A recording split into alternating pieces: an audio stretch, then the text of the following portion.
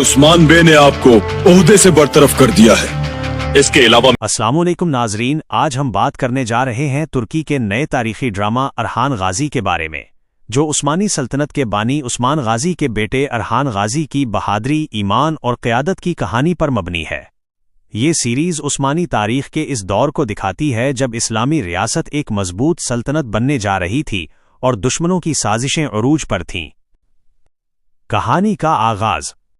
کہانی اس وقت سے شروع ہوتی ہے جب عثمان غازی اپنی عمر کے آخری حصے میں ہیں اور سلطنت کے معاملات اب ان کے بیٹے ارحان کے ہاتھوں میں آنے والے ہیں۔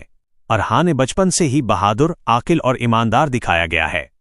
اس کے اندر اپنے باپ جیسا جوش ہے، مگر ایک نئی سوچ کے ساتھ، جو علم، انصاف اور اتحاد پر یقین رکھتا ہے۔ منگولوں سے جنگ کا موڑ۔ اب آنے والے اقساط میں سب سے بڑا موڑ منگولوں کے دوبارہ حملے سے جڑا ہوا ہے۔ خبر ہے کہ منگول کمانڈر بائجو نویان ایک نئی فوج کے ساتھ اناتولیا پر حملہ کرنے والا ہے۔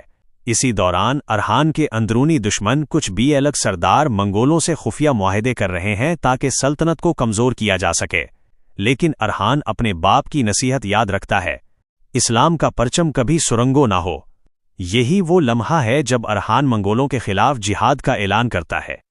اگلے اقساط میں ہم دیکھیں گے کہ وہ کس طرح اپنی فوج کو ایک نئی حکمت عملی کے ساتھ تیار کرتا ہے، نوجوان مجاہدوں کی تربیت کرتا ہے اور دشمن کے خیموں پر رات کے وقت حملے کی منصوبہ بندی کرتا ہے۔ روحانی پیغام اور قیادت۔ اس ڈرامے کی خاص بات صرف جنگ نہیں بلکہ اس کے روحانی پیغامات ہیں۔ شیخ ایوبی، جو ارحان کے روحانی رہنما ہیں، اسے بار بار یاد دلاتے ہیں کہ تلوار کی جیت تبھی پائیدار ہوتی ہے جب نیت پاک ہو۔